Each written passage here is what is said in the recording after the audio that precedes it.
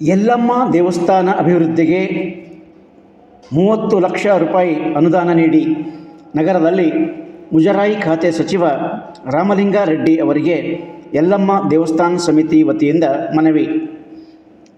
ನಗರದ ಯಲ್ಲಮ್ಮ ದೇವಸ್ಥಾನ ಅಭಿವೃದ್ಧಿಗಾಗಿ 30 ಲಕ್ಷ ರೂಪಾಯಿ ಅನುದಾನವನ್ನು ನೀಡುವಂತೆ ಕರ್ನಾಟಕ ಸರ್ಕಾರದ ಗೌರವಾನ್ವಿತ ಮುಜರಾಯಿ ಖಾತೆ ಸಚಿವರಾದ ರಾಮಲಿಂಗಾರೆಡ್ಡಿ ಅವರಿಗೆ ನಗರದ ಯಲ್ಲಮ್ಮ ದೇವಸ್ಥಾನ ಸಮಿತಿ ಪದಾಧಿಕಾರಿಗಳು ನಗರದ ಹೊರವಲಯದ ಹಳೆ ARTO ಚೆಕ್ಪೋಸ್ಟ್ ಬಳಿ ಶುಕ್ರವಾರ ಮಧ್ಯಾಹ್ನ 3ಕ್ಕೆ ಮನವಿ ಪತ್ರ ಸಲ್ಲಿಸಿದರು.